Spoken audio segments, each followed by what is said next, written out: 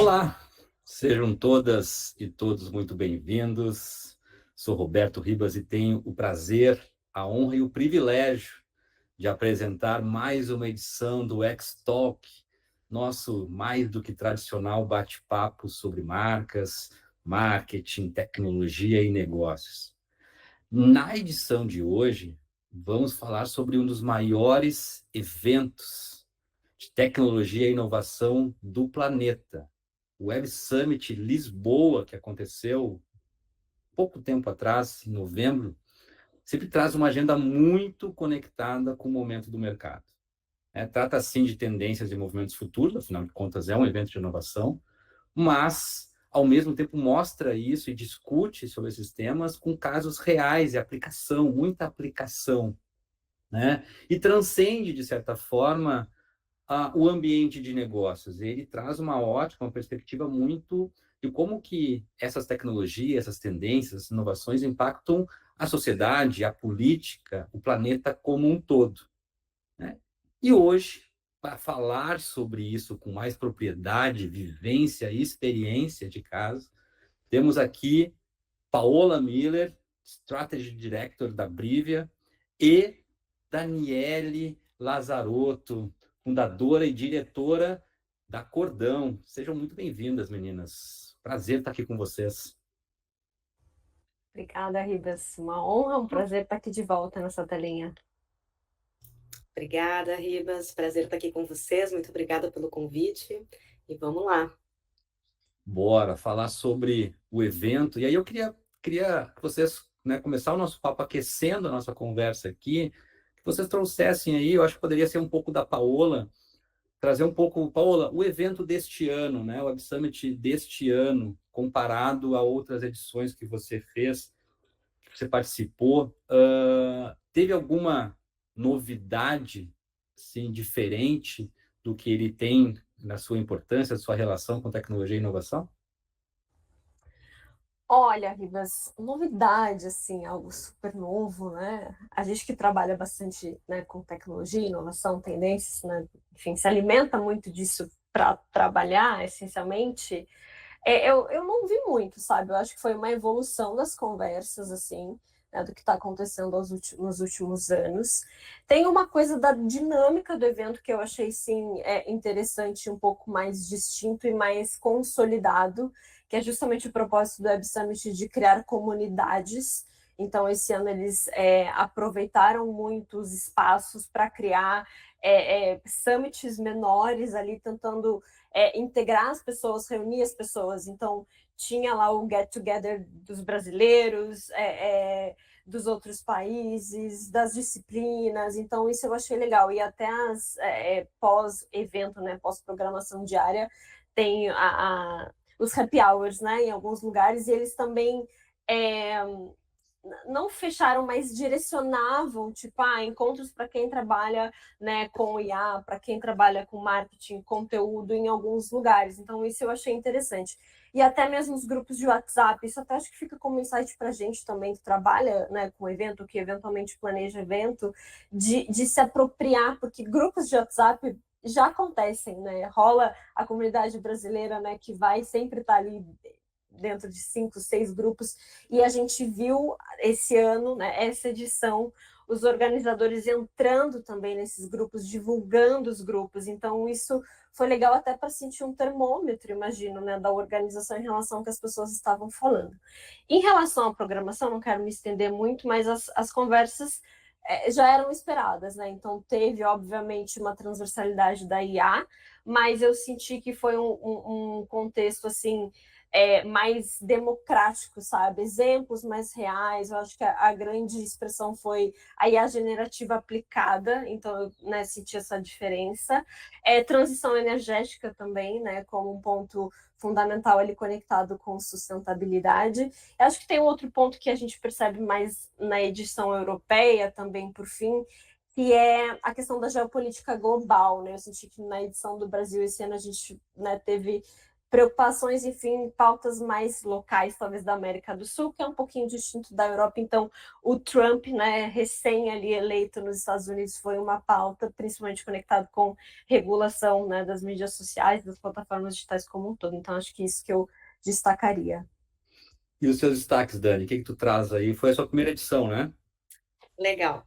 Foi a minha primeira edição do Web Summit em Lisboa. Eu tinha tido aqui no Rio, mas lá foi a minha primeira vez, então eu estava com olhos virgens, assim, para ver o que tinha por lá. Esse ano eu consegui entrar com um credencial de mídia, então eu tive a oportunidade de estar, por exemplo, na coletiva de imprensa do PED, né, que é o fundador do Web Summit, e ele estava muito empolgado, assim, com essa ideia dos meetups, assim. Para ele é a grande aposta, assim, do Web Summit para os próximos anos, para os próximos eventos, é essa coisa de transformar o evento não só num momento de conteúdo e de conexão entre os investidores e as startups, mas também esse grande promotor de networking e de conversas. Eu não fui em nenhum desses happy hours e entrei nos grupos de WhatsApp e achei chato, assim, achei um jabazão e acabei não engajando em nenhum, arquivei todas as conversas, assim, e saí da maior parte dos grupos porque não achei que foi bem gerenciado, assim, a conversa nos grupos eram grupos muito grandes e não foi tão legal a minha experiência como usuária, nessas novas coisas que colocaram ali. Mas experimentei. Com relação ao conteúdo, o que me chamou a atenção foi muito a aplicação prática, assim, porque eu tive no SXSW em março, a gente ouviu falar um monte sobre IA em março desse ano, mas a grande coisa que a gente estava falando em março era como não tinha ainda um case de sucesso para contar, que tipo, só 9% das empresas tinham um case de sucesso em IA, isso em março. Agora, em novembro, no Web Summit, eu vi centenas de cases sendo aplicados, já com números, já com coisas. Então, a primeira coisa que me chamou a atenção foi a evolução rápida de um março, onde a gente não tinha case, para um novembro, onde muita coisa aconteceu.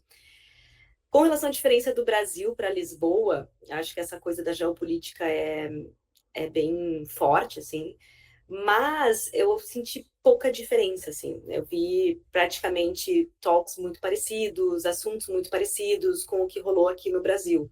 Então, são evoluções de tempo mesmo, não tanto de formato, porque lá é tudo meio grande, mas como é em novembro, já evoluiu bastante com o que rolou aqui no Brasil no início do ano.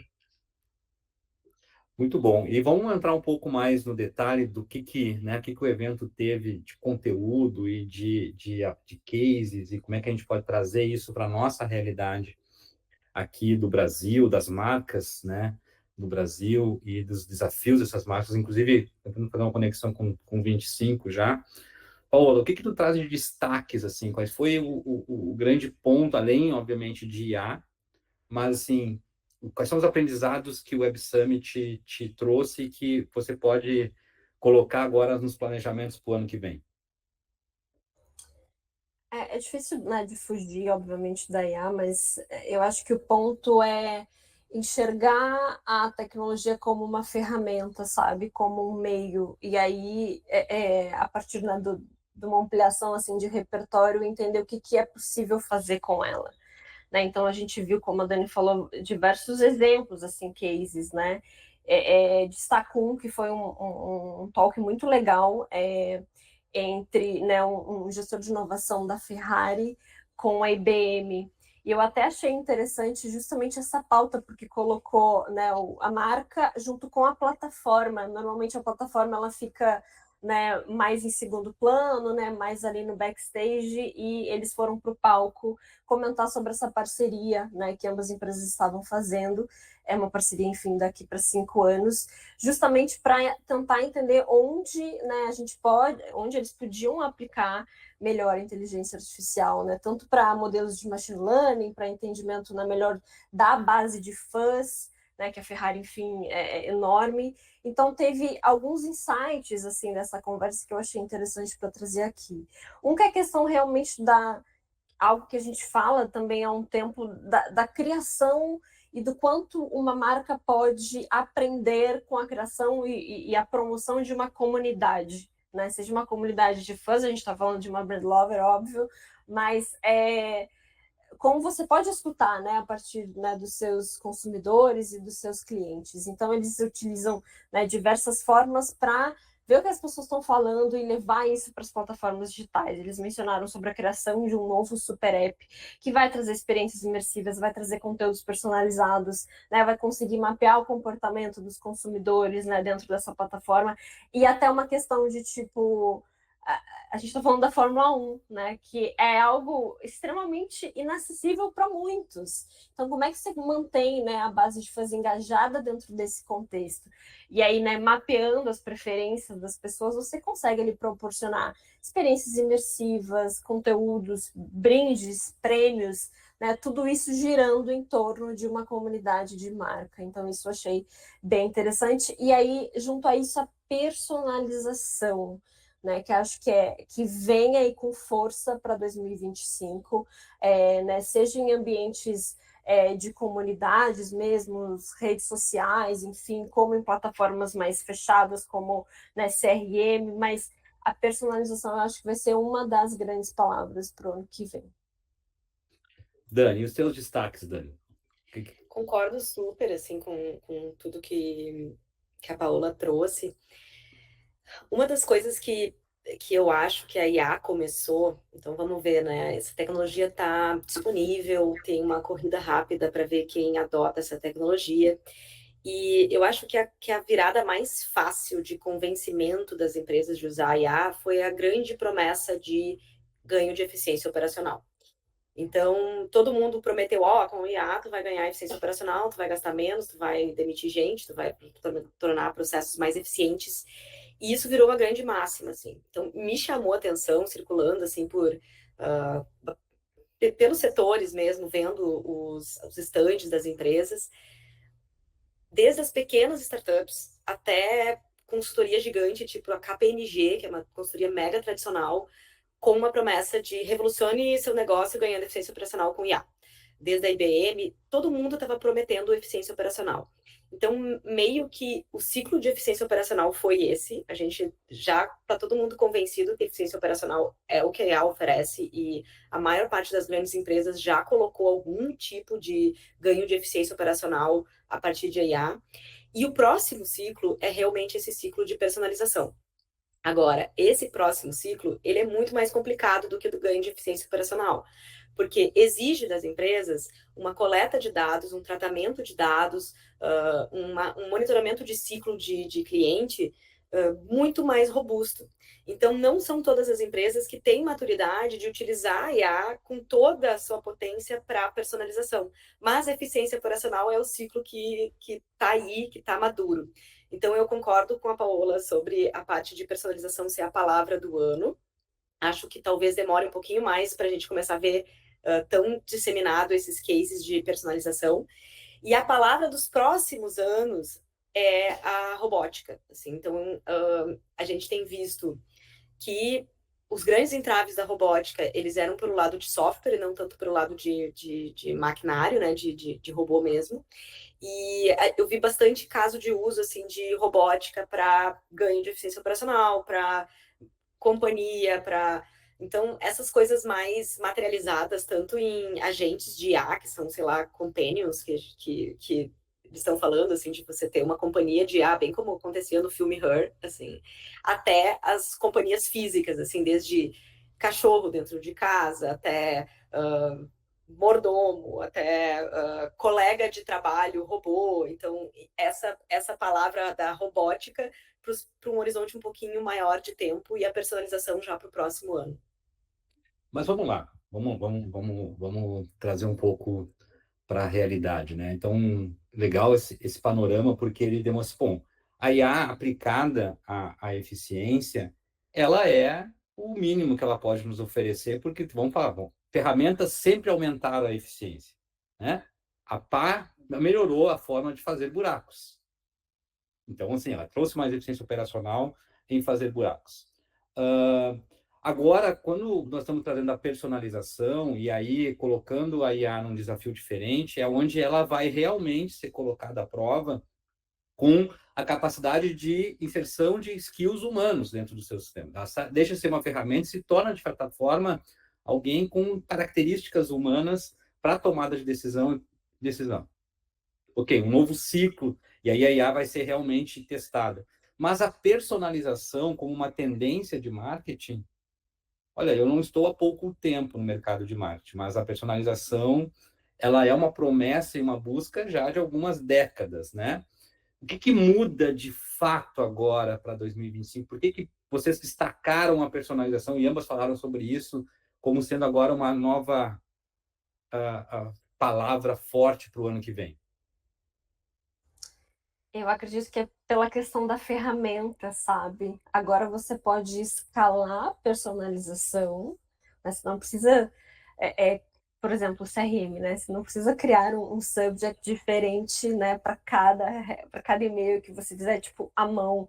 Você pode, né, usar ali de uma plataforma que vai te ajudar a ter, sei lá, 20, 30, 50 títulos que você, obviamente, vai ajustar, vai avaliar, mas o processo criativo ele está mais acelerado.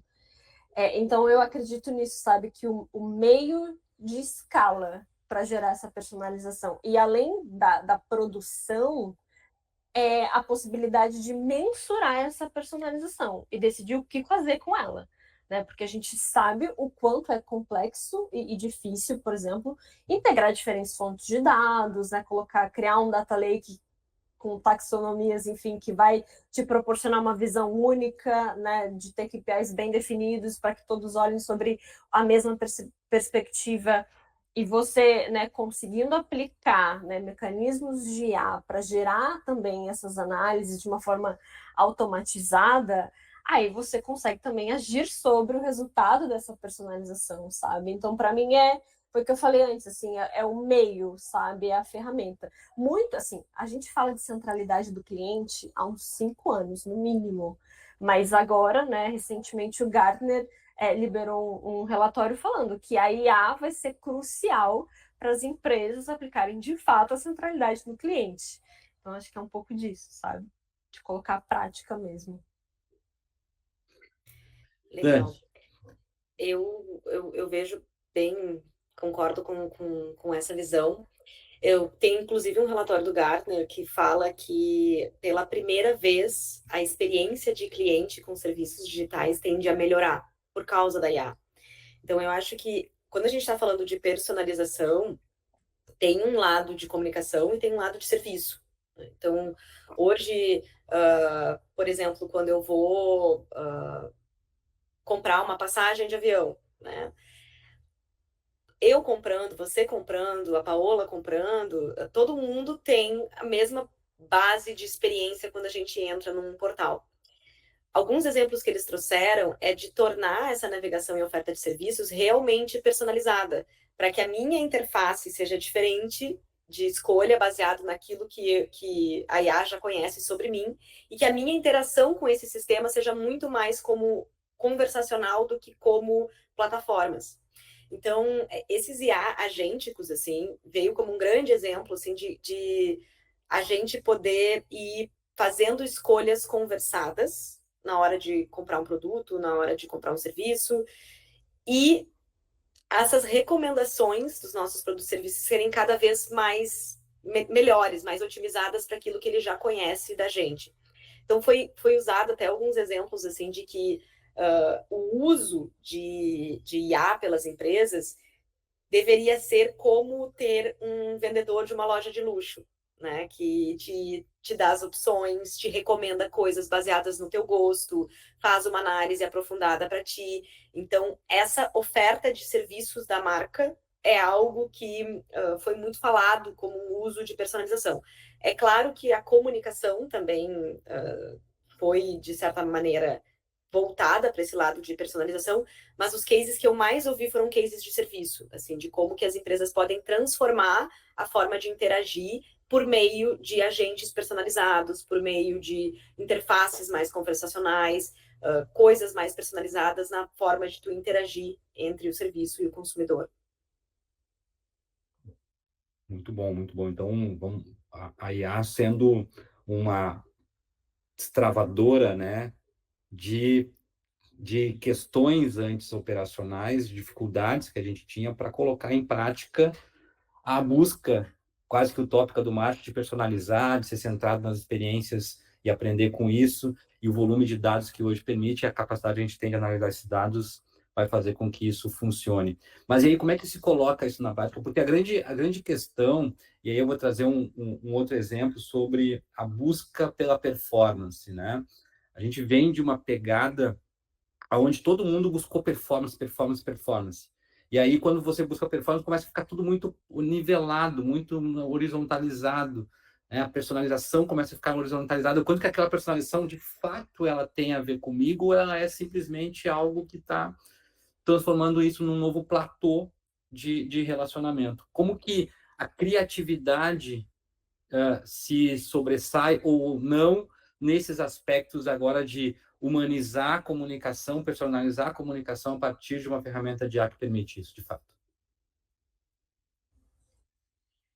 Daria uma tese, eu acho, de mestrado essa pergunta. Assim, a gente fala muito enquanto ferramenta, né? Mas uma coisa eu acho que o resultado primordial, assim, essencial, ele está na união das duas coisas. Eu acredito que as capacidades humanas ainda são nossas, né? Elas não são artificiais. É, então eu acredito nessa união das coisas, assim, realmente, né, uma comunicação inspiradora, encantadora, né, que vai emocionar, ainda depende de um olhar humano, sabe? De uma troca de palavras ali, de um repertório, de uma busca de sentimento e de emoção que aí ainda não consegue chegar, ainda, né? Então, a criatividade, eu acho que ela vem para dar essa pimentinha mesmo, esse encantamento, esse brilho, sabe? Principalmente nas estratégias de comunicação que a gente está falando. Associando a otimização, né, de recursos que você mencionou, Ribas, tem uma coisa que eu li também recentemente que eu acho que está muito conectado a isso, que agora a gente tem mais possibilidade de entender mais rápido o que de fato deu errado ou deu certo, né? Isso pauta, enfim, melhores decisões de alocação de investimento. E aí tem uma questão de experiência externa que a gente precisa promover para as pessoas, além dessa otimização de recurso financeiro interna, que a gente passou, né, da economia da atenção para a economia da impaciência. Então, toda a construção de fidelização, né, de marca, ela pode ser tomada, né, por uma impaciência. Hoje a gente vive na era da fragmentação, né? Então é difícil de prestar atenção, né, muito tempo na mesma coisa, assim, né? E são muitos estímulos. Então a gente está vivendo isso. Então, acho que junto à otimização, né, de investimento, eu acho que tem um olhar nosso criativo também para como que a gente encurta etapas, encurta jornadas, tem discursos mais claros, mais objetivos, capta atenção no primeiro segundo. Também não é novo, mas eu acho que é premissa daqui para frente para o futuro, sabe? De como que a gente constrói e minimiza um pouco essa impaciência que a gente está imerso, sabe, todos os dias. Eu acho que é uma junção de coisas assim que a gente precisa estar atento para, enfim, se destacar, né, perante esse contexto tão corrido, concorrido, enfim. Eu aqui nesse ponto eu concordo em partes. Acho que eu vou trazer algum contraponto com relação a isso. A gente viu um monte de cases por exemplo, eu vi um case da Brand Tech Group que criou uma plataforma de geração de anúncios por IA, né? Foram mais de 1 milhão de anúncios feitos nessa plataforma. Eles disseram que os anúncios eram criados 10 vezes mais rápido do que do meio tradicional, 50% mais barato e tinha 40% mais retorno do que uma peça que tinha sido criada por humanos. Depois eu vi um case do Alibaba que fez a mesma coisa, que criava peças para os seus... para as pessoas que vendem lá, para o pessoal do marketplace que vendia lá dentro, criava peças, e eles aumentaram em 52% a taxa de retorno, tinham melhor experiência cliente. Então, assim, os dados de uso de ferramentas de IA, eles são muito positivos em termos de vender mais, né? Converter mais. Então, isso que a Paola disse de aprender rápido, isso que o Ribas falou sobre performance é super, tá super coberto, assim. O meu ponto de maior discordância, assim, é sobre essa necessidade da humanização.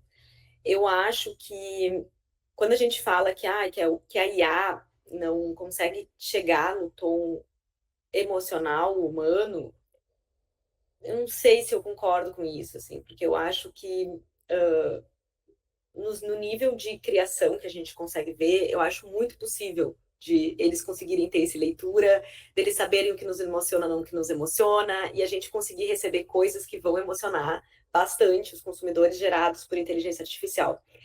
Teve muito empresas que falaram isso no palco, assim, e eu tive a oportunidade de entrevistar algumas dessas pessoas e fazer mais perguntas, assim, sobre como as pessoas trabalham.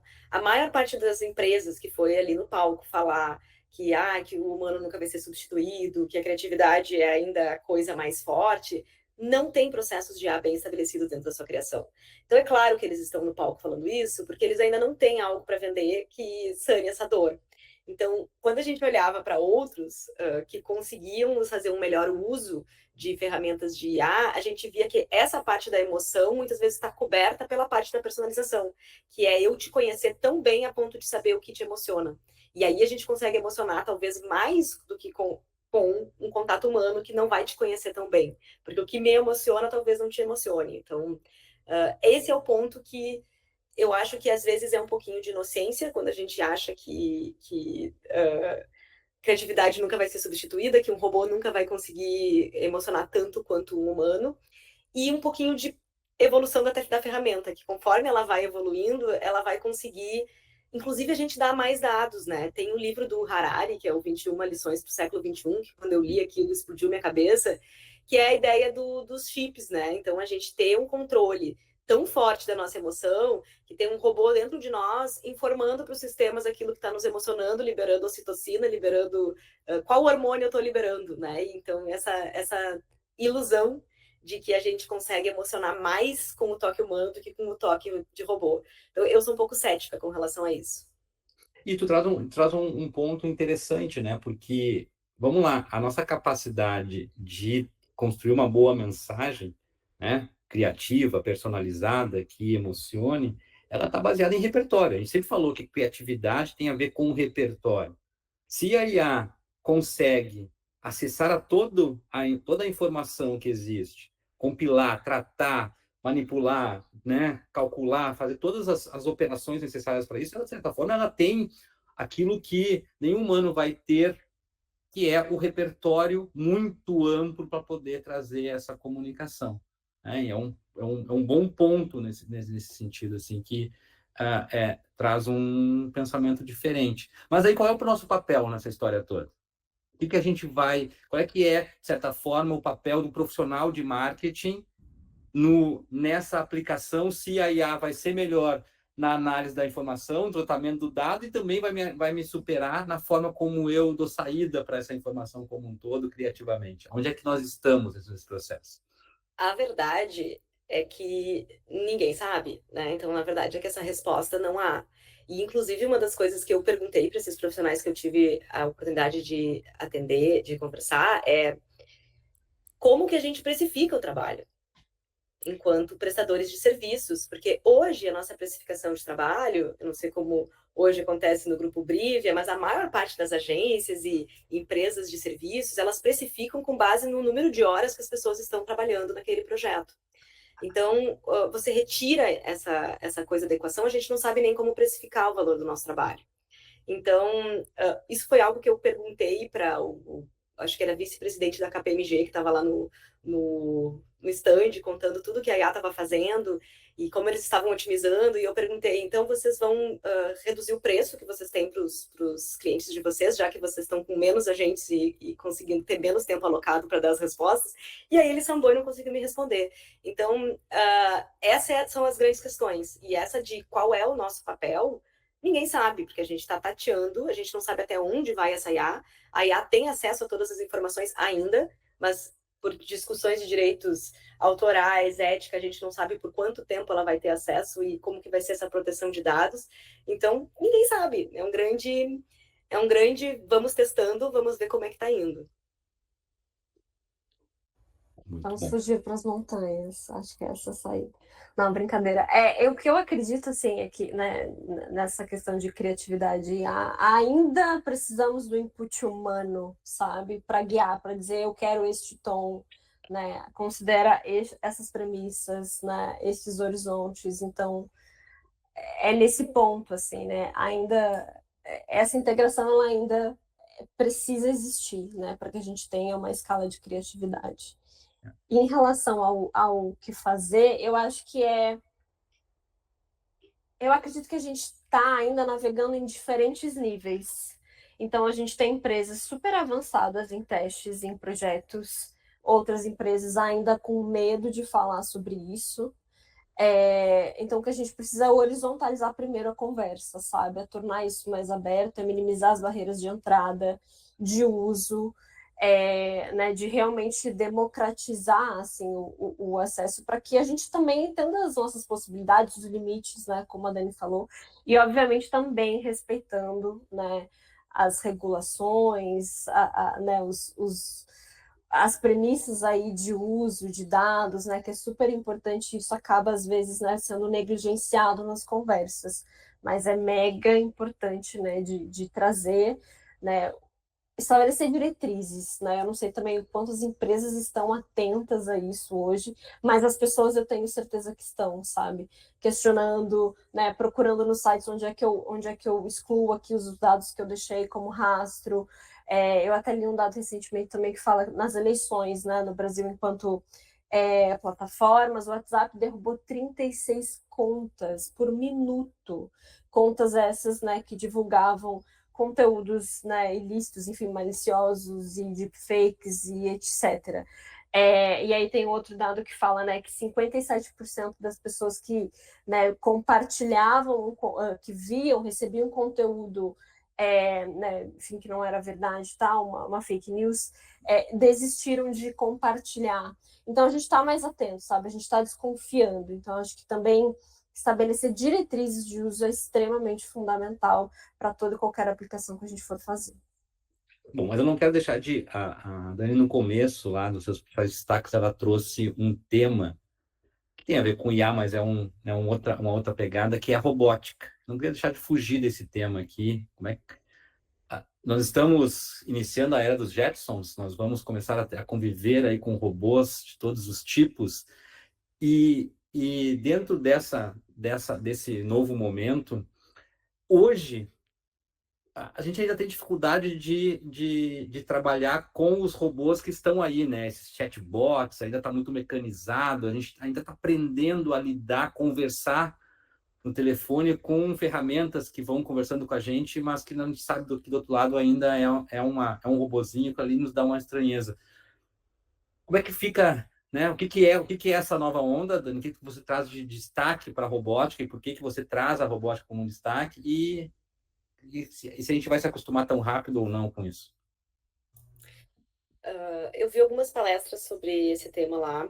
Então, quando a gente traz os destaques, é muito o que a gente procura, né? Quando a gente está num evento multissetorial, os destaques são muitas palestras que a gente vai e a gente frequenta.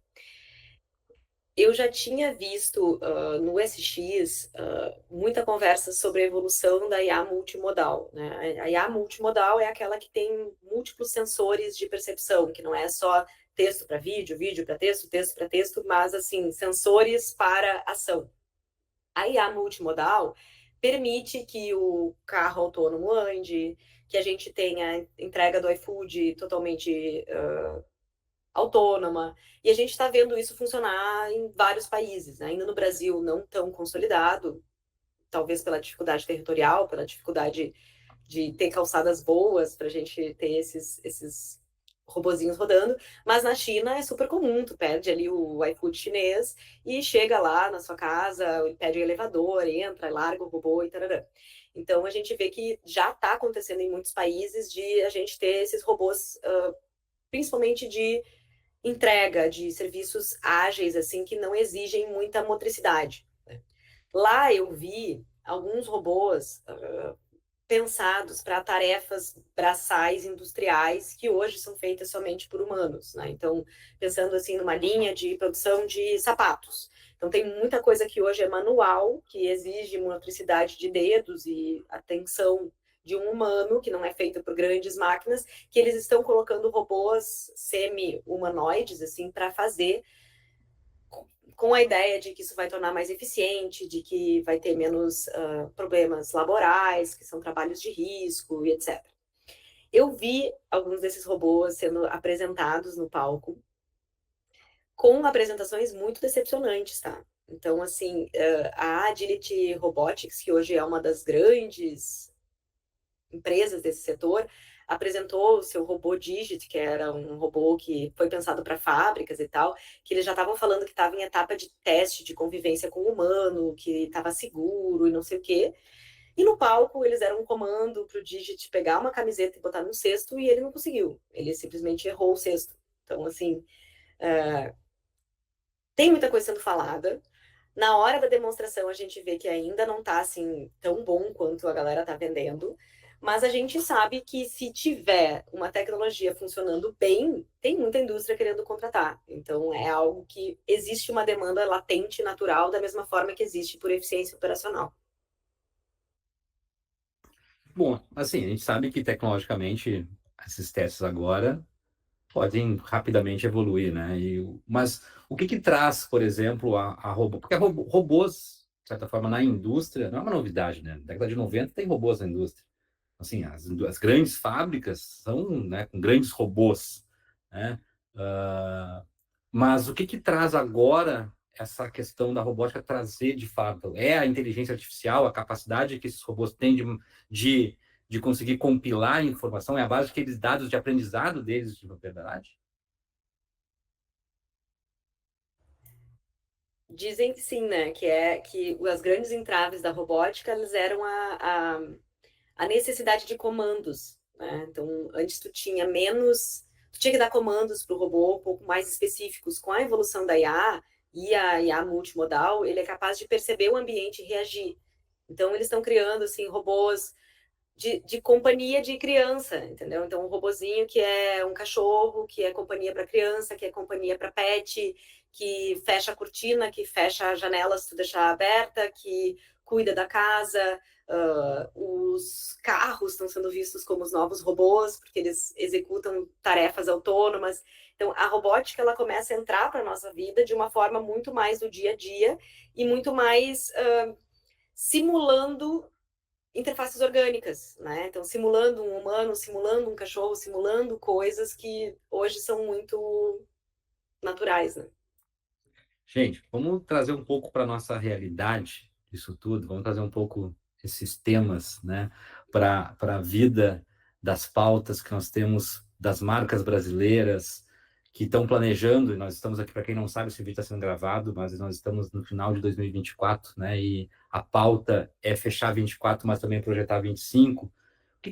Quais são os recados, né, que vocês dão, quais são as prioridades que vocês dão para 2025, para as marcas brasileiras, com todo esse contexto de tecnologia e inovação? Paola, assim, que seriam as três, né, pontos? Eu não quero dizer assim, as três dicas mirabolantes para o Março 25, não é isso, tá? São planos de ação que vocês entendem que as marcas precisam colocar em prática, pensando principalmente em marketing, né, para 2025.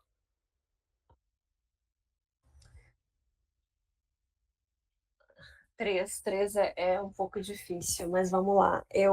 De novo, eu acredito nessa democratização da conversa e do acesso, né, às soluções de IA. A gente tem muita coisa disponível hoje no mercado, e eu acho que a gente fica muito preso ainda, por exemplo, a ChatGPT, mas a gente tem diversos agregadores também, né, diversos hubs que agregam, enfim, diferentes soluções, tanto para geração de imagem, de texto, de vídeo. Então, eu acho que a gente precisa, né, treinar melhor as nossas pessoas, conversar sobre isso de uma forma muito horizontal, assim. E aí, a partir disso, né, estabelecer como que a gente vai utilizar e quais os resultados que a gente quer, né? Obviamente, né, o que a gente falou, eficiência operacional, então, mas de que forma, sabe? Assim, ok, eficiência operacional, mas o que que a gente quer com isso? A gente quer reduzir o tempo que a gente passa criando conteúdo? A gente quer, né, aplicar melhor, né, os nossos recursos financeiros em canais de mídia e saber qual é o canal, qual é a mensagem, qual é o criativo que me gerou mais leads? Eu acho que isso precisa ser mais tangibilizado, sabe? A gente precisa sair um pouco dessa conversa etérea da IA e trazer para a vida real, sabe? No dia a dia, fazer uma análise, uma autoanálise, assim, sabe? Das disciplinas, do tipo, beleza, o que eu posso hoje acelerar aqui no meu dia a dia ou facilitar, né? Ou transferir, enfim, o tempo que eu utilizo no operacional para o estratégico. Acho que essa é uma das coisas.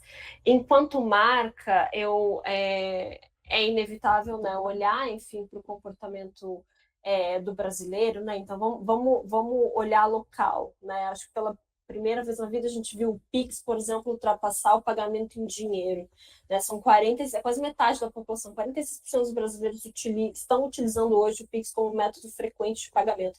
O que que isso quer dizer? A gente está mais maduro digitalmente, né? Então, o que que a gente vai fazer com isso? A gente está gerando mais informações, e aí a gente pode utilizar a IA para entender mais sobre as informações que as nossas pessoas, nossos clientes, estão gerando nos nossos canais, né?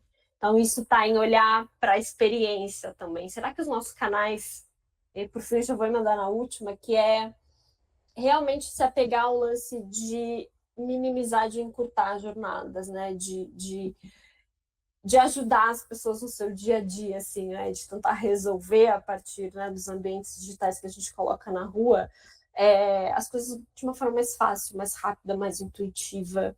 E, de novo, né, a gente tem aí soluções tecnológicas que podem ajudar nisso. Acho que eu traria essas três coisas: democratizar o acesso à conversa IA, né, olhar verdadeiramente para a experiência e para o comportamento, né, dos nossos consumidores. Não é nada novo, né, mas como eu falei, eu acho que a gente tem ferramentas hoje para facilitar esse tipo de trabalho. E aí se antenar a realmente encurtar as jornadas e atender, né, a essa era aí da impaciência que a gente está imerso. Legal. Vou pensar conforme eu falo, tá? Não consegui chegar nas três coisas assim de bate e pronto. Mas tem uma coisa que eu acho bem importante da gente salientar, que é esse ponto que a Paula trouxe de que o brasileiro ele é muito aberto à tecnologia. E isso é super verdade. A Cordão rodou uma pesquisa em março desse ano com profissionais de marketing sobre IA, e a gente viu um profissional de marketing mega aberto à IA, testando, usando, querendo entender, acreditando na ferramenta. Por outro lado, a gente vê empresas brasileiras ainda bastante conservadoras na adoção organizada, sistematizada, séria desses processos. Então, uma das coisas que eu acho que é bem importante é fazer uma análise séria, reta, sobre o que é a IA para a sua organização. Então, isso passa desde treinar a equipe, criar um guia de ética de uso, do que pode, do que não pode, de fazer um levantamento sério sobre esse tema dentro das empresas. Porque me parece que o usuário é muito aberto, mas as empresas ainda são um pouco mais conservadoras. E o próprio, acho que foi o CEO do Google que falou que o risco da gente super investir, ele é menor do que o risco da gente subinvestir, porque aí a gente criou uma barreira muito grande com as empresas que correram na frente. Então, eu acho que vale fazer esse olhar mais sério, mais organizado, mais institucionalizado para o uso disso na comunicação. Pensando especificamente para marketing, eu acho que uma das grandes dificuldades que as empresas têm de operacionalizar serviços de comunicação, de marketing, de criação, é a ausência de diretrizes claras de marca. Então, como é que você automatiza um processo de criação da sua marca se você não tem o básico bem feito de qual é o seu tom de voz, de qual é o seu PIB, de como é que a sua empresa fala, de como é que você quer se comportar. Então, muitas vezes os humanos vão no feeling, sem ter uma orientação clara, vão com tentativa e erro, vão por anos de experiência com o mesmo cliente, mas as máquinas vão precisar de orientações um pouco mais claras e exemplificadas de como é que é o seu tom de voz. Como a Paula falou antes, a gente ainda precisa dar input. E as empresas que não têm esse sistema de marca muito bem feito, elas invariavelmente vão ficar atrás nessa corrida de automatização de anúncios, porque você precisa ter uma coisa bem estruturada para você poder treinar os seus robôs. Você não vai treinar seu robô em cima de gosto pessoal de quem está briefando. Então, ter isso bem estruturado, eu acho que também é uma coisa analógica que vai ajudar muito no digital.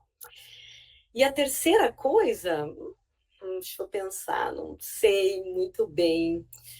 Eu acho que a terceira coisa é ter uma estrutura de dados bem feita. Né? Se a gente está falando de IA, eu acho que investir nessa parte de conhecimento do consumidor, de coleta de dados bem estruturada, para que você consiga usar esses dados para ter uma IA que faça alguma coisa por você. Se a tua casa está bagunçada do ponto de vista de dados, do ponto de vista de estrutura de marca, dificilmente tu vai fazer um uso tão bom dessa nova ferramenta quanto as empresas que estão mais estruturadas. Então, eu começaria dizendo, faça o tema de casa, tanto de dados quanto de marca, e também leve a sério isso e comece a investir de uma forma institucionalizada. Muito bom, viu? Com o improviso também, e essa é uma qualidade humana que a IA, como o Vardani mesmo disse aqui, ainda é humana e ainda não está preparada para esse improviso. Ela precisa ter inputs mais claros e mais organizados para dar respostas tão bem estruturadas como vocês deram. Eu acredito muito no que vocês falaram também. Acho que IA veio, né? Está aí, muito mais rápido de qualquer outra ferramenta e vai ter um impacto muito maior de qualquer outra ferramenta, porque ela não é só uma ferramenta, ela vai mexer na forma como a gente faz as coisas. E se há uma certeza sobre isso, é que nós precisamos discutir sobre esse assunto, precisamos estudar, precisamos entender. E se há uma certeza, não sabemos qual é o resultado final disso tudo também. Então, a gente precisa estar aberto à construção disso. E as marcas precisam, sim, fazer os seus deveres de casa. As grandes gaps que as marcas têm, as empresas têm, é que muitas vezes elas não têm a estrutura de dados adequada, ela não pensa na centralidade do cliente dela, ela pensa muito mais nos objetivos do seu negócio, suas premissas de negócio, do seu mercado, da sua história. Enfim, a gente precisa, né, dar o passo de avanço, de estrutura, de conhecimento, de objetivo do nosso negócio com muito mais clareza.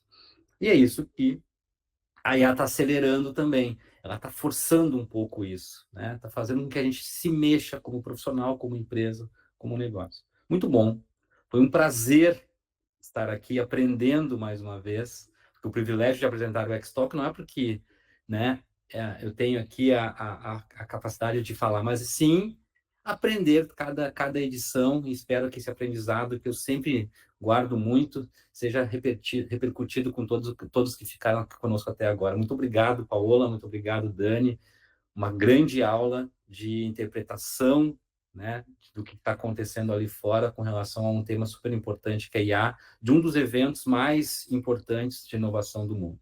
Muito obrigado e até a próxima X-Talk.